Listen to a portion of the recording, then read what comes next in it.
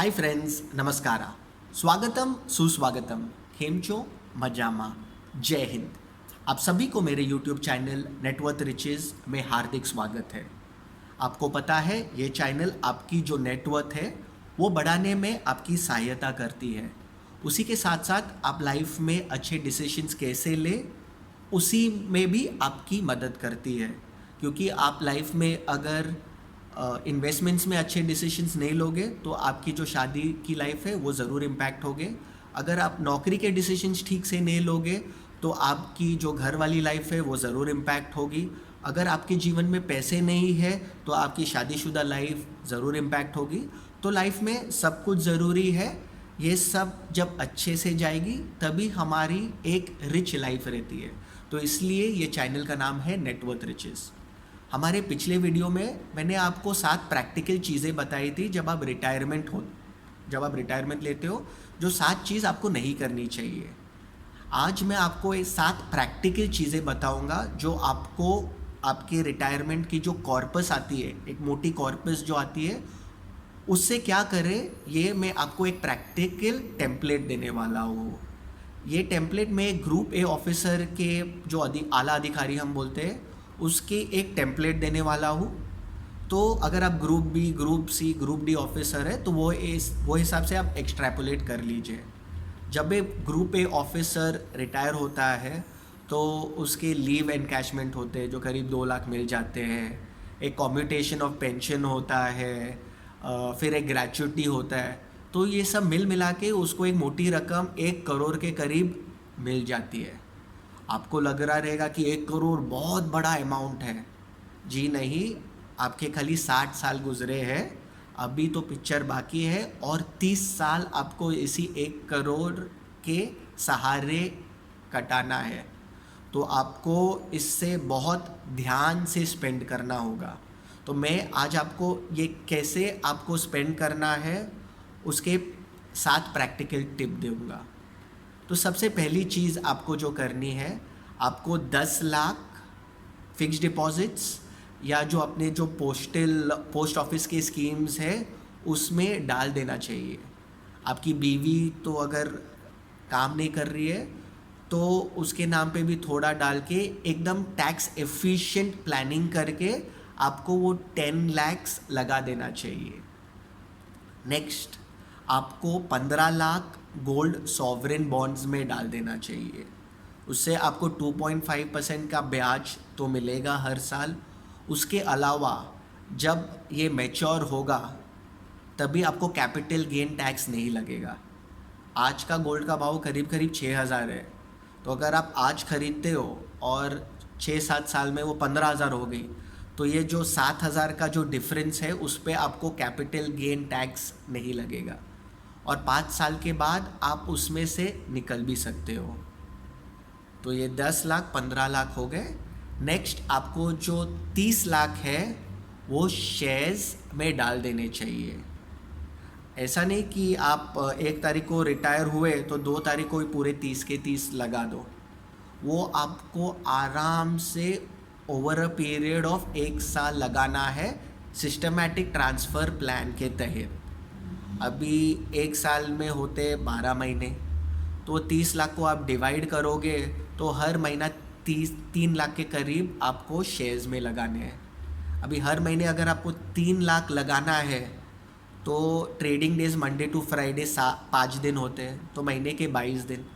तो महीने के 22 दिनों में 10 दिन शेयर मार्केट ग्रीन में होगा, ऊपर होगा, 3-4 दिन न्यूट्रल होगा और 5-6 दिन जो होगा वो रेड में होगा।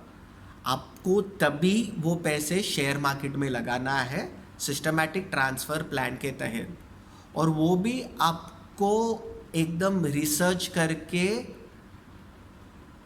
20-25 शेयर ज़्यादा से ज़्यादा लगाने हैं। आप जैसे एक स्टॉक एडवाइज़र पिक करते हैं, सभी सेक्टर्स को ले लो, FMCG, banks, IT, dividend yield, infrastructure, realty, public sector, dividend yielding जो शेयर्स है, सबके टॉप 5-5 शेयर आप Skinner.in पे जाओ, सबके टॉप 5 शेयर देखो उसके कंपनी प्रोफाइल को स्टडी करो, उसके debt to equity ratio study करो, उसके प्रमोटर होल्डिंग स्टडी करो, और 20 हर सेक्टर के एक या दो स्टॉक पकड़ के टोटल 20-25 टॉप स्टॉक, ऐसे पेनी स्टॉक्स में नहीं लगाना है, जो टॉप के स्टॉक्स है उस पे लगाना चाहिए। एट द मोस्ट आपको 20-25 स्टॉक में लगा देना चाहिए, क्योंकि मैं हमेशा आपको बोलता हूँ, अगर आपने मेरा स्टॉक का वीडियो देखा है तो जो 20% कंपनी होती है वो 80% प्रॉफिट कमा लेती है शेयर मार्केट का। तो आपके ये टॉप जो शेयर्स है उन्हीं में पैसे लगा देना चाहिए, एकदम सेफ, और सिस्टमैटिक ट्रांसफ़र प्लान के तहत आपको लगा देना चाहिए।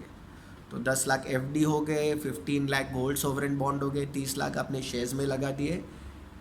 नेक्स्ट 35 लैक्स आपको एक property, cash flow positive property में डाल देना चाहिए, जहाँ पे आपको रेंटल यील्ड मिनिमम 4 से लेके 6.5% के बीच में मिले।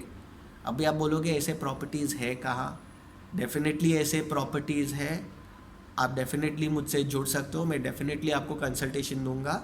ये प्रॉपर्टीज़ है, अगर आपके शहर में ऐसे प्रॉपर्टीज़ नहीं है तो आप थोड़ा सर्च करो, जहाँ पे स्टूडेंट अकोमोडेशन है, जहाँ पे पीजी अकोमोडेशन है, ऐसे जगहों पे डेफिनेटली आपको ऐसे प्रॉपर्टीज़ मिल जाएंगे। नहीं मिलेंगे तो डेफिनेटली आप मुझे कांटेक्ट कर सकते हो, पर आपको कमर्शियल में नहीं घुसना है, आपको ऐसे प्रॉपर्टीज़ में घुसना है जहाँ पे आपको मिनिमम 4 to 6.5% आपको रेंटल यील्ड आए, क्योंकि वो रेंटल यील्ड भी 8-9 साल में डबल हो जाएगा। साथ में जैसे इकोनॉमी 7-8% पे ग्रो करती है, आपकी प्रॉपर्टी वो हिसाब से ग्रो भी करेगी। नेक्स्ट आपका पास 5 लाख आपको अपने ऊपर उड़ा देना चाहिए। अभी बहुत बुजुर्ग जो होते हैं वो अपने पूरे पैसे पे कुंडली मार के बैठ जाते हैं। देखो, लक्ष्मी का 3 ही चीज़ होते हैं। एक लक्ष्मी का काम होता है भोगना, एक लक्ष्मी का काम होता है दान करना, और तीसरा अगर आप ये दोनों नहीं कर पाए तो उसका नाश हो जाता है। तो कृपया करके कुंडली मार के मत बैठिए पैसों के ऊपर, वो आप भोगिए। मैं ज़्यादा भोगने को नहीं बोल रहा हूँ, वो आप 5 लाख भोगे, अच्छे जूते खरीद लो, एक वार्डरोब नई दो, एक अच्छा नई सूट पहनो, थोड़ा बहुत घूम आओ, और जो बाकी के पैसे हैं थोड़े अपने फैमिली मेम्बर्स में बांट दो। अगर आपने 2 लाख अपने ऊपर पूरे खर्चे कर दिए, 3 लाख बाकी है, आपके फैमिली मेम्बर्स में 3 लोग बाकी है, सबको 1-1 लाख दो। बोलो मैं रिटायर होगा, मेरे रिटायरमेंट की खुशी में ये रख लो। तो इससे कहा होगा आपको एक सेल्फ कॉन्फिडेंस भी आ जाएगी, आपको आपके रिटायरमेंट के बारे में अच्छा भी लगेगा। नेक्स्ट जो 5 लाख बचा है वो आपको आपकी सेविंग्स अकाउंट में डाल देनी चाहिए। ये आपका एक लर्निंग किटी वाला बजट होगा। अभी आपने 60 साल नौकरी की, वापस नौकरी पे तो नहीं जाना है, ठीक है? तो ये जो 60 साल आप वैसे भी कुछ नहीं किए, अभी आपको ये माइंड में रखना है कि अगले 30 साल में कुछ करने वाला हो लाइफ में। तो ये 30 साल, ये जो आपकी लर्निंग किटी है, आपको अपने ऊपर खर्च करना चाहिए, ताकि आप कुछ नया ज्ञान सीख सको। और मैं हमेशा ज्ञान का एक ही चीज़, जो ज्ञान मोनेटाइज नहीं हो सकता वो ज्ञान नहीं है। अगर इसका एग्जाम्पल कैसे दूँ, बहुत सारे जो बुज़ुर्ग लोग होते हैं उनके पास ज्ञान बहुत होता है, जाके फुकट का ज्ञान पेल लेते हैं सबको। तो सब कभी कभी आउट ऑफ रिस्पेक्ट आपको कुछ बोलते नहीं है, पर आपको ज्ञान इन लोगों को बांटना है जो आपको आपके वो ज्ञान के पैसे दे सके। भले वो आपको 100 रुपये दे, 200 रुपये दे, 300 रुपये है, वो ज्ञान आपको मोनेटाइज करने आना पड़ेगा। इसके लिए ये 5 लाख आपकी लर्निंग किटी में डाल दो, जहाँ पे आपकी इम्प्रूवमेंट भी हो और आपको ऐसे लगे कि मैं लाइफ में कुछ कर रहा हूँ। वो बाकी लोगों को इम्प्रेस करने नहीं, आपको आपकी क्षमता बढ़ाने पे कंसंट्रेट करनी होगी। कभी 1000 रुपये का कोर्स लेके, कभी 2000 रुपये का कोर्स लेके आप स्टॉक मार्केट पे कोर्स लो, प्रॉपर्टीज़ पे कोर्स लो, वास्तु पे कोर्स लो, कुछ चीज़ें सीखो, नई चीज़ें सीखो और दूसरे जन को सिखाओ और उसके पैसे ले लो। क्योंकि एक गुरु मंत्र में हमेशा बोलता हूँ, जो ज्ञान मोनेटाइज नहीं हो सकता वो ज्ञान नहीं है। तो इस हिसाब से आपने आपके 1 करोड़ को ये कर लिया।